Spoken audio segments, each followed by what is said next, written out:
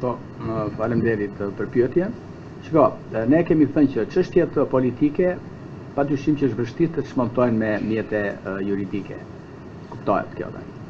Sepse tashmë nuk ka më asnjë shqiptar që nuk që paktën që ka një mendim të vetit, kuptohet, që bën një analizë të vetën, jo ata që injektohen me propagandë, që të mos e ketë kuptuar që presidenti Zoti Meta është në paraburgim për arsye politike.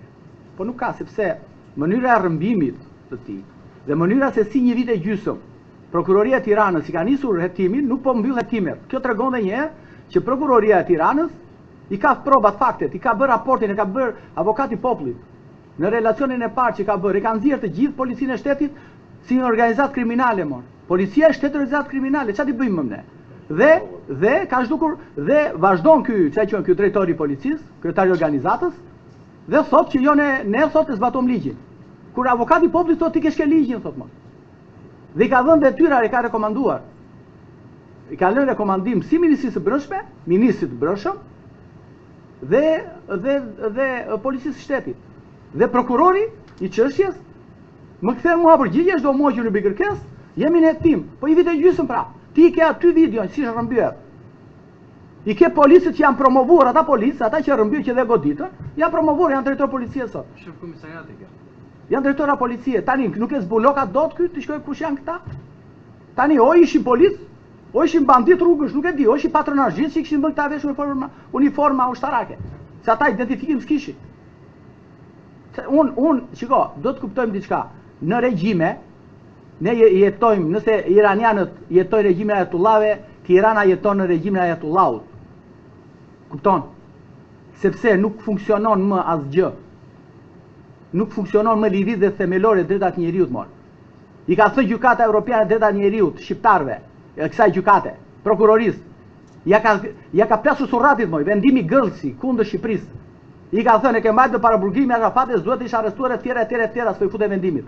Asnjë mas nuk mori Inspektorati i Lartë i Drejtësisë. Ore të sot gjyqtarëve, çfarë po bëni? Po tani kur gjykata evropiane ty të prish vendime dhe t'i kthen në disfavorin tënd, ti minimumi që duhet të bësh si ministër drejtësie, si institucione, thot dale. Këta shkallë e parë, shkallë e dytë, gjykatë 3 gjyqtarë, gjykatës së lartë, gjykata kushtetuese, që bie 15 gjyqtar, dalë ti shikojmë çikor, jam mina trut e kokës apo s'janë. Është minimumi që duhet të bëjnë, nuk po them ti largojnë atë detyra, po është minimumi. Si mund të mbash presidentin në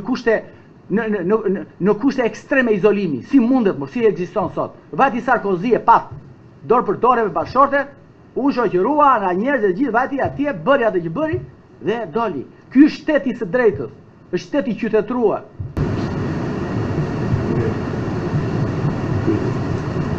Atjon.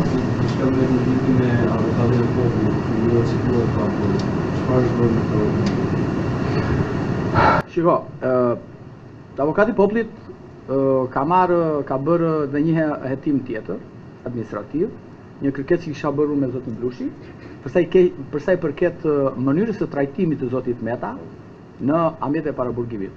Ne kërkesën e kishim të bazuar në kushtetutë dhe në konvent. Kuptohet që këtu kushtetuta është kthyer një leck.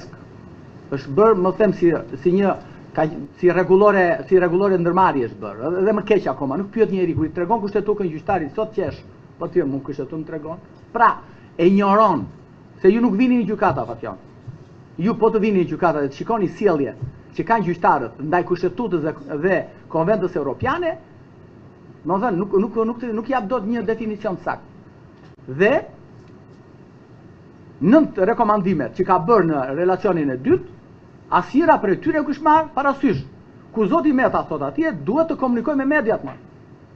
I thot, duhet të komunikoj me mediat. Në rastin konkret, për që fejë nuk duhet të akuzoj prokurorin. Prokuroria, në rastin konkret, ja ka lënë të gjithë këtë mënyrë procedimi, ja ka lënë drejtorisë së përgjithshme burgjeve. Dhe avokati i popullit e ka rekomanduar dhe ka thënë që po të jetë nevojshme, duhet të bëni dhe ndryshime të ligjit. Sepse ti po i mohoni të drejtat politike. Është e bazuar në 10, 18 e kështu me radhë. Dhe ne kërkesën tonë kishim të bazuar. Ne kemi bërë një kërkesë tjetër fatjon, që ju gazetarët e dini shumë mirë. Ka fazi dhomat e Kafazit që mbajnë para Burgosit, që është një turp i madh sot në vitin 2026. Turpi më i madh i kësaj shoqërie, i kësaj drejtësie, i kësaj politike është Kafazi më. Më gjeni një vend të rajonit të botës, të qytetruar, që futet atje presidenti, kryeministri, kryetari i bashkisë, ministrat dhe çdo njeri tjetër në Kafaz. Kur ty shkon atje si gazetar e stigmatizon, e diskriminon, ai është, më thënë, është kelje flagrante drejtat e njeriut kjo. Na ra goja është duke thënë. Dhe unë i kam bërë kërkesë veçantë zonjës Gjoka dhe ka frikë kthe përgjigje, ka 3 seanca, nuk kthen përgjigje. Pra nuk e shqyrton kërkesën, ka frikë. Sepse ne kemi të bazuar në kushtetutë dhe në konvent, ajo vendimin e saj do ta nxjerrë të pabazuar. Dhe kam bërë dhe Erion Banit, kryetarit të gjykatës. Dhe na ai s'ka marrë përgjigje, sepse është një shkelje shumë e rëndë kjo.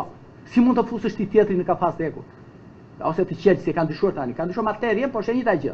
Më parë ka qenë me hekura, tani është me qelç, por është materja ka dyshuar. Dhe gjykata europiane ka vendime kundër Italisë. Edhe për 41 po dëshët juve. Mirë, po hyj asaj pjesë, ka vendime që nuk do ta mbash të paraburgosin atje sepse ti atë paragjykon, ti e stigmatizon, ti e poshtëron, ti pra vetëm i Sisi bënte këto forma para sa vitesh. I futen Kafaz dhe bënte xhiro në qytet. E njëjta gjë. Ebe Roxha i merte i lidhte dorë për dorë, i çonte 3 kilometra deri në gjykat në Hamburgu, i poshtëronte në ato forma klerikët në Shkodrë shumë e radh, këta i poshtërojnë i çonte Kafazi atje. Është turp mo. Si mund shikosh ti njeriu në Kafaz atje? Që në atë moment ti në atë moment je pa fuqishëm më. Kjo është patjon. Dhe ju media dikëse do ta ngrini këtë gjë.